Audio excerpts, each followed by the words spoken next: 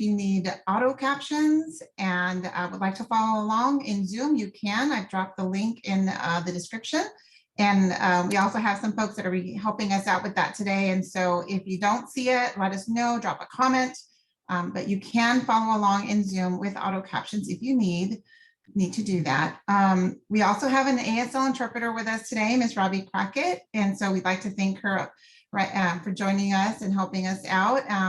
We are so excited to have Edgenie Bellah with us today with the Texas DeafBlind Project, which is part of the Texas School for the Blind and Visually Impaired outreach team. And she is the family engagement coordinator. And so we've invited her on here today so that we can learn all about what she does for our kiddos here in Texas. So Edgenie, would you like to introduce yourself, unless if I fail to mention something important? And then we can go ahead and get started. Yeah. Wonderful, Teresa. Thank you so much. Everyone, I'm so excited for the opportunity to be here. Texas Hands and Voices. I love this organization. It is a very important part of our community. And I'm excited to share a little bit about what the Texas DeafBlind Project is about, and the individuals that we're really fortunate to serve. If you'll give me just a moment, I've prepared a PowerPoint. Great. And it's just really to give us some conversation. Let's see. Okay, well, this is Teresa again. I'm going to turn off my camera so we can focus on your PowerPoint and keep you and Robbie on the screen for everyone. But if there's a question or something that pops up, I'm just going to pop my camera back on, okay? I would love that. Thank you. All right, awesome. Well, thank you. Take it away, Miss Edgenie. All right, thank you. Well, as Teresa said, my name is Edgenie Bellah. My name sign is EB on the arm, kind of like energy. It shows you when I got my name sign many years ago when I had energy. I am with the Texas DeafBlind Project, which Teresa said is also part of the Texas School for the Blind and Visually Impaired. I wanted to kind of give you a concept of what our project is about and how we connect within the deaf, hard of hearing community. So real quickly, what I have here on the map or on the screen is actually a map of Austin. And you'll see in the lower part of the map below the Colorado River is the Texas School for the Deaf. And in Northwest Austin is the Texas School for the Blind. So we're actually just a few miles apart from each other and are very similar in our structure.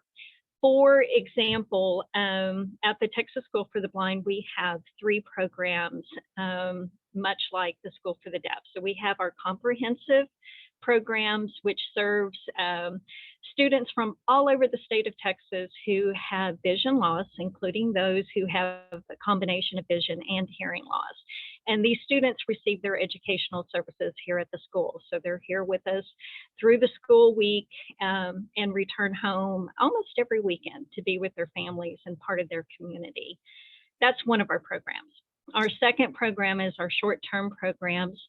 And this program is available to students all over the state of Texas who are being educated in their home communities and their home schools. But they come to our and participate in our short-term programs through weekend programs. Sometimes these programs are week-long, sometimes 2 weeks long. And then in the summertime, we offer a pretty incredible summer enrichment program. Some people call it summer school. It's more like camp. But that is our second program. And then our third program is outreach services, very much like the statewide outreach services for that are part of the Texas School for the Deaf. And wanted to show you, this is a picture. It's a very blurry picture. I'm sorry about this, but this is actually the front of our school here at the Texas School for the Blind and Visually Impaired. And this picture is of all of our staff taken a few years ago. Obviously pre-COVID, you can see nobody has masks on, but you know, we serve, there's actually quite a few of us that serve all 3 or serve within all 3 programs. And then this is our outreach team. Within our outreach department, we have 4 teams, actually. Our first team is our wonderful administrative team, and that is our administrative staff who keep everybody in line and keeping us pretty functional, if you know what I mean. And then we have our statewide service team. And this team is responsible for our training that is offered both virtually and online. The team also takes responsibility for doing our annual child count, both for students who are deafblind as well as students with vision loss. We also have a mentor program that is part of that. So if we have newly graduated teachers, they're paired up with seasoned teachers to support them for the first 2 years that they're learning their job and getting the hang of everything. So that's our statewide service team. And then we also have a team that is responsible for supporting students, their families, and their educational team across Texas. That, you know, these are for students who have vision loss. That may include students who have additional disabilities. And then there's our team, which is also known as the Texas DeafBlind Project. And the reason why we are known as the Texas DeafBlind Project is because we are actually a federally funded program through the Office of Service, I just blinked on it, Office for, it's the federal program, Office for Special Education Programs. I'm sorry, usually that rolls right off my tongue, but today it chose not to. So we are a federal grant that is the responsibility of the Texas Education Agency, and then they ask us to be responsible for implementing the grant activities. On this slide, I want to introduce you to the rest of the team that's not able to be with me today. We have Nicholas Trotter, who is with the Texas Education Agency, and Nicholas is actually our grant coordinator. Next to him is Kate Borg. She is the outreach director, as well as our team lead with the Texas DeafBlind Project. Next to her is myself, serving as the family coordinator. And then the lovely lady next to me is Deanna Peterson, who is our early childhood coordinator or consultant. And Deanna works with families and little ones and early childhood providers, birth up through age 5. At the bottom of the screen, right below Nicholas, is David Wiley. And David Wiley is our transition consultant. David helps families, educators, and service providers supporting individuals who are getting ready to enter life after school. So creating a good life past graduation. And then the next 3 people are our wonderful educational consultants. So we have Miss Casey Bennett, Adam Graves, and Chris Montgomery. All right. So this is the project, and there's some services that we provide that I want to talk with you about in a little bit. But before we do that, I'm going to get you a little dizzy. Forgive me for a minute. I wanted to talk with you a little bit about that term I keep using, which is deafblind. What does deafblind mean? Well, to put it simply, deafblind means that we have something going on with a person's hearing and their vision. Those 2 sensory losses combined create a access issue for that person. So when we have both vision loss and hearing loss going on, most of the time what ends up happening is the person has difficulty accessing information from their environment, and therefore learning needs to happen differently. Think of it this way, when we have both vision loss and hearing loss going on, it can cause issues that are different than if we had only one of those sensory losses happening. And when that occurs, we tend to use the term deafblind because it really is a unique disability. You'll often hear us talk about it as it's hearing loss times vision loss, not hearing loss plus vision loss. So it is a very unique disability that does create this access to the world. And what we do know is that for individuals living with this condition, that their lives can be very, very, meaningful and enjoyable, but we're going to approach everything a little bit differently with them so that they can learn to interact and engage in the world in a way that is meaningful and enjoyable to them. So just like, you already understand about individuals who are deaf, hard of hearing, most individuals who are deafblind are not totally blind or totally deaf. Rather, they have some degree of combined vision and hearing loss. I want to share with you the way that the Helen Keller National Center puts it. And the Helen Keller National Center is actually a program that is nationwide that serves children and adults with deafblind. And the way they phrase it is the deafblind community includes individuals who are congenitally blind with hearing loss. So they were born with vision loss and then end up, and also with hearing loss, or congenitally deaf with hearing loss and congenitally deafblind, as well as those who were born sighted in hearing and became deafblind due to aging, illness, or trauma.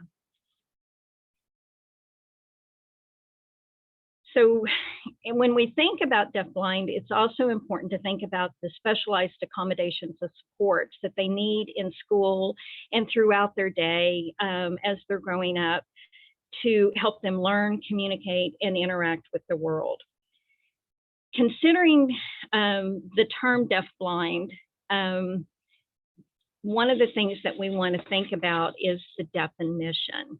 So within the Individuals with Disability Education Act, there is a pretty robust definition that guides special education services and helps us determine eligibility. We also have in Texas, the Texas Education Administrative Code, and this clarifies what the Individuals with Disabilities Education Act specifies is the definition and eligibility requirements for deafblind. But it does it in such a way that it doesn't narrow it. It just clarifies it, if you will. So if you happen to live in Texas and are watching this and you have a child that you're wondering if they would benefit from having being identified as a student who is deafblind, it's really recommended that you refer to this Texas Administrative Code when you're guiding the conversations around whether or not your child would benefit from being identified as a student who is deafblind. On the screen, I've already covered, our little, if you will, mottos that, it's important to think of it as deafblind as hearing loss times vision loss, not just the two added together. It's a very unique disability, oftentimes referred to as access to the world disability. And if you've been part of our community or have participated in training with us or read about the world of deafblind, the community of deafblind, you'll notice that there's lots and lots of ways that it's spelled. And usually the spelling of deafblind kind of indicates which part of our community is kind of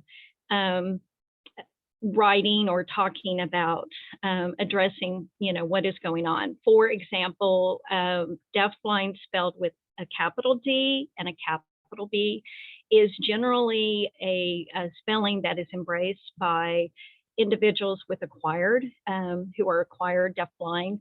And this embraces a culture, a language, including protactile, that is an amazing, beautiful cultural identity piece. So that spelling means, is kind of helps you know which part of our community is talking or addressing. I'm saying this all wrong, I so apologize. And then lowercase deafblind is a term used across the world that many people within the deafblind community use to identify with, and this includes individuals who are born deafblind. And then sometimes you will see it where the first letter of the word is capitalized. All of that to say, I just really kind of wanted to point out this wonderful quote from a family leader here in Texas, Miss Jacqueline Izagari. And she's with the Deafblind Camp of Texas. She is their president. She is also the treasurer for the National Family Association for Deafblind. And the way Jacqueline puts it to kind of summarize how we are all one big community is deafblind is deafblind is deafblind, no matter where you live.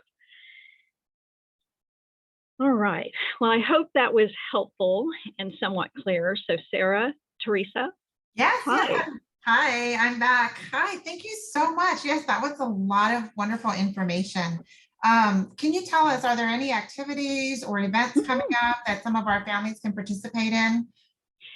Absolutely. So one of the things, now this has already happened, but I wanted to let you know, first of all, I want to invite you to come and check out our website if you haven't. The Texas Deafblind Project is, and Sarah or Teresa, if you will drop that in the chat, that would be fabulous.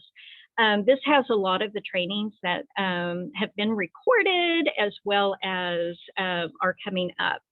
So I would invite you to check out the Texas Symposium on Deafblind Education that was held last March, literally the whole month of March. And all of those sessions have been recorded, so you're welcome to watch those for free. Other events that you may want to take part in is every Monday and Thursday we offer coffee hour. And these are just 1 hour out of your day where we cover topics that are important to the community. We also are about to relaunch our family gatherings. Last year and the year before, we started this during COVID. We called them Texas Families Together. We're rebranding those, if you will, and we're going to be calling those Family Recharge Zone. And this will be an hour and a half monthly for families to come together and talk about issues that are important to their families. And we'll be also doing some learning together.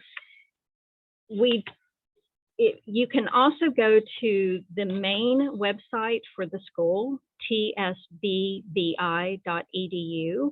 and look at our training calendar to see if there's some events going on. And if you are interested, we have a wonderful quarterly publication called Texas Sensibilities that is written for families and professionals. In fact, one of our sections is Family Wisdoms, and that is written by and for family members. So you can access that. And oftentimes in our third section, which is News and Views, we highlight different trainings that are going on across the state and country. Right. Hey, Edgenie, this is Teresa. Can you turn off your PowerPoint so we can try to get everyone back up on screen, unless you have some more slides to go? No, I'm happy to do that. Thanks for prompting me. I'm sorry. Yeah, no, that's okay. You know, with Facebook Live, we often have these technology challenges of trying to keep everyone on screen. So I want to apologize because I know that at times we couldn't keep our interpreter on screen and we couldn't keep our keep you on screen for some reason. We're still working at trying to figure that piece of it out. And that's why we dropped the Zoom link in for everyone, because we know that people can, you know, have access to our captions as well as our interpreter when we have our Zoom available to everyone. We did have another question. Let me pull that up here. And there was a question posed by either someone in Facebook or Sarah Milam. What is the difference between just wearing glasses and a qualifying vision loss? Could you answer that for us? Could you repeat that again, please? Sure. What is the difference between just wearing glasses and a qualifying vision loss? That is such a great question. Thank you for asking that. And I did not go over the 4 ways that you can qualify as a student. You can be eligible as a student who is deafblind. So I think the primary way, the primary way we can sort through whether it's just a matter of wearing glasses or the student qualifies is through evaluation. And that's going to begin with a medical provider doing, you know, an eye medical exam. So it could be an optometrist, an ophthalmologist, or a low vision specialist. And then it should be followed up by an evaluation by a certified teacher of students with vision impairment to determine educational need and eligibility. A student who wears glasses, it depends on whether the glasses are able to correct their vision to what we consider within normal limits. They're able to see detail and all around them without having to, you know, go to work harder, if you will, or use specialized strategies. But for some of our people who even wear glasses, they aren't able to see within that normal limits. And again, this would be teased out by the eye medical professional and the educational evaluation. So great question. And if you're ever you're wondering, what I would encourage you to do is talk to someone, you know, talk to the members on your team, ask, should we be doing some evaluation? Talk with Hands and Voices. They will know who to put you in contact with. Reach out to us. That's what I get to do, is connect with families and provide support as they explore what their kiddos need. I'm not able to hear you, I believe. You're muted. Yes, I was on mute, sorry. So thank you so much. I mean, you've already dropped your contact information in our chat. We're going to do that again right now. And I believe it's being shared on our Facebook Live in the comments as well. And so we'll be sure that everybody has your phone number and email, so that if they need to reach out to you with any questions related to today's presentation or any questions in general regarding the DeafBlind project, that they can do that. Yeah, we definitely encourage everyone to visit with you that may have questions about whether or not their child is deafblind and needs to receive those services. So I'm hoping that you do get some calls today. And as always, you know, we invite our families and friends and any professionals in the community to contact us should they have any questions about Texas Hands and Voices, upcoming events, or services that we can provide families throughout Texas. So as you know, just like Edgenie, Bellah's program, we here at Texas Hands and Voices serve families, I guess I could say every inch of this state. We will try to service our families as much as possible. We provide services to children who are from birth to age 22. And if you have any questions at all related to anything that was shared with you guys today, or any of the information that you might see or learn about on our websites, then please feel free to reach out. I'd like to thank Edgenie one last time for joining us today. It's so nice when we can have friends and partners like you come on our Tuesday topics and share information that I know is very, very much needed in our community. Robbie, special thanks to you for coming on today as our interpreter. For those of you who don't know Robbie is an ASL certified interpreter, but she's also one of our board members. So we're very, very thrilled to have her with us today and volunteer her time with us. And Sarah Milam, who was kind of taking care of our Facebook Live comments. She's also a coordinator here with Texas Hands and Voices. And we thank you for spending time with us this afternoon. So this is it. We're done unless someone else has any questions. I think I'm checking our comments here. I think we've got them all covered. All right. Well, thank you so much, everyone, for joining us. And we will be releasing or keeping a copy of this recording on our Facebook for the rest of the month. Again, my apologies for not being able to keep our interpreter on the entire time. We're going to try to perfect this process as much as possible in the coming month, because we do plan to do more of these lives for our community. So thank you so much. And everyone, you guys have a great afternoon. Take care. Thank you.